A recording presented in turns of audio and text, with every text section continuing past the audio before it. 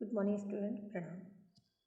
Today I teach you lesson number 3, मत बांटो इंसान को कविता। कविता का सरल अर्थ देखते हैं। सबसे फर्स्ट में, कवि दुनिया के लोगों से कहते हैं कि भगवान तो सबका एक ही है, परंतु तुमने मंदिर, मस्जिद, गिरजाघर आदि अलग अलग पूजा घर बनाकर भगवान का बंटवारा कर लिया है। इसी तरह अलग अलग देश बनाकर धरती भी बांट ली है। सागर के भी अलग अलग हिस्सों पर अधिकार कर उसे भी बांट लिया है।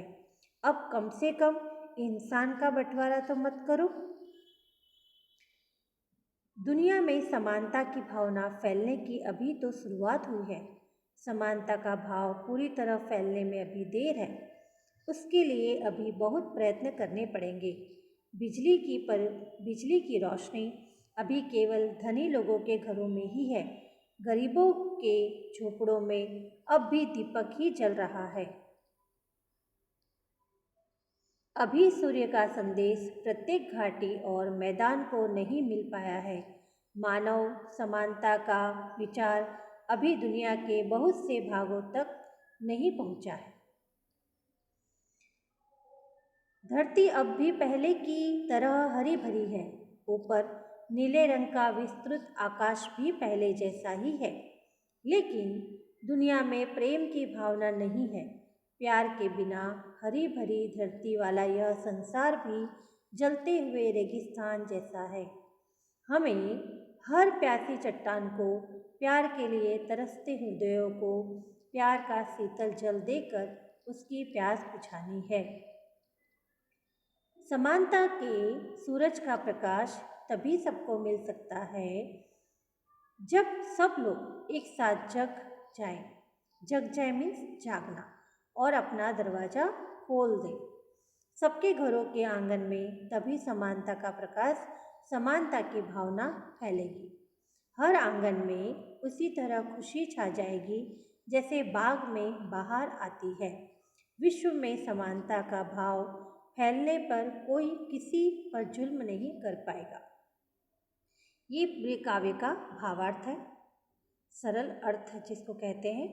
अब इससे रिलेटेड कुछ क्वेश्चंस हैं, वो हम कंप्लीट करते हैं। एक्सरसाइज को कंप्लीट करेंगे।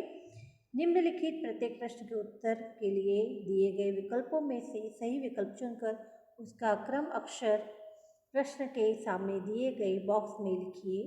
मजबूर कौन है? तो मजबूर है दीपक। कवि किसे न बांटने के लिए कहता है?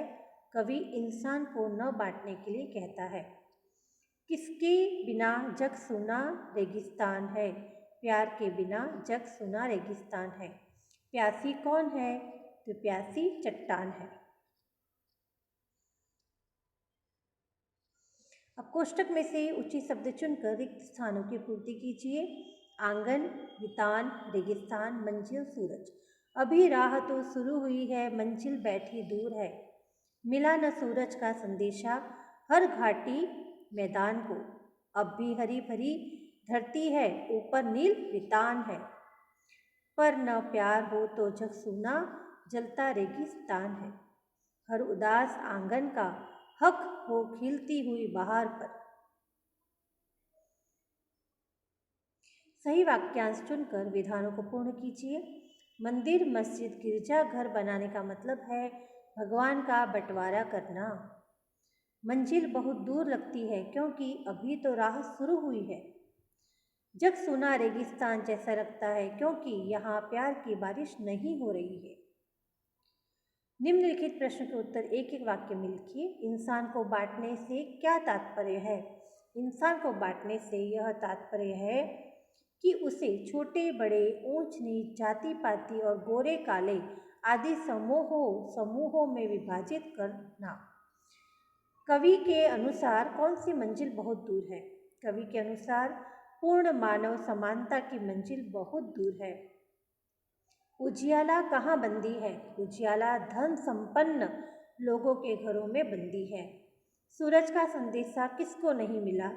सूरज का संदेशा हर घाटी और मैदान को नहीं मिला। धरती के ऊपर किसका वितान है? धरती के ऊपर नीले गगन का वितान है। प्यार के अभाव में जगत कैसा है? प्यार के अभाव में जगत जलते हुए रेगिस्तान जैसा है। सबके साथ उठने का क्या अर्थ है? सबके साथ उठने का अर्थ है सब में समानता की भावना होना। उदास आंगन का हक किस पर होना चाहिए? उदास आंगन का हक खिलती हुई बहार पर होना चाहिए। निम्नलिखित प्रश्नों के उत्तर दो दो वाक्यों में लिखिए। कविता के अनुसार अब तक किन चीज़ों का बंटवारा हो चुका है? कविता के अनुसार अब तक मंदिर, मस्जिद और गिरजाघर आदि के रूप में भगवान का बंटवारा हो चुका है। इसी तरह भिन्न भिन्न देशों के रूप में धरती और सागर भी बांट लिए गए हैं। किसकी मुस्कान को कोई रोंद नहीं पाएगा? सर्वत्र समानता का भाव फैलने पर लोगों में परस्पर अपनत्व की खुशी होगी। तब कोई किसी पर जुल्म कर उसकी मुस्कान को रोंद नहीं पाएगा अर्थात नष्ट नहीं कर सकेगा। हरी भरी धरती को कौन सी परिस्थितियां रेगिस्तान में बदल सकती है?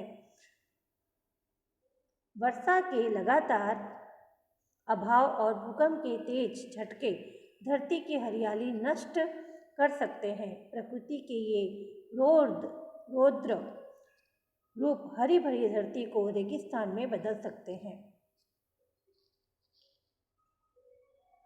उजाले को बंदी बनाने का क्या अर्थ है?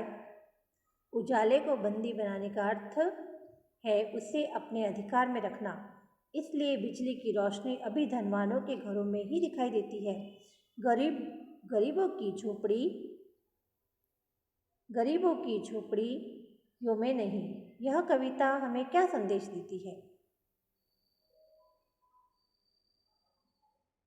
यह कविता विश्व के लोगों को सभी तरह के भेदभाव भुलाकर मेल मिलाप से रहने की सीख देती है। इस तरह यह हमें विश्व बंधुत्व का संदेश देती है। निम्नलिखित प्रश्न के उत्तर लिखिए। इंसान को बांटने का अर्थ क्या है? विस्तार से लिखिए। इंसान को बांटने का अर्थ है सभी मनुष्यों को समान दृष्टि से न रखना। आज ऊंच नीच, जाति पाति, गोरा काला आदि भेद कर लोगों में अलगाव की भावना पैदा कर दी गई है। सभी मनुष्यों के रक्त में एक जैसी लालिमा तथा उनमें एक जैसी भावनाओं की अनदेखी कर केवल उनके बाहरी स्वरूप पर ध्यान दिया गया है। इस प्रकार इंसान का बंटवारा किया गया है। लोगों ने भगवान को किस प्रकार बांट लिया है? कुछ लोगों के भगवान मंदिर में तो कुछ लोगों के भगवान मस्जिद में रहते हैं। कुछ लोगों ने अपने भगवान के लिए गिरजाघर बनाए हैं। एक ही भगवान को लोगों ने अलग अलग ढंग से देखा है। वे उनकी अलग अलग तरीके से पूजा करते हैं। इस तरह लोगों ने भगवान को बांट लिया है। चट्टानों की प्यास कैसे बुझाई जा सकती है? चट्टान का अर्थ है वे लोग जो भेदभाव के जुल्म सहते सहते पत्थर जैसे कठोर हो गए हैं। हमें उन लोगों के साथ समानता का व्यवहार करना है, उन्हें भी अपनत्व प्रदान करना है। इस प्रकार प्यार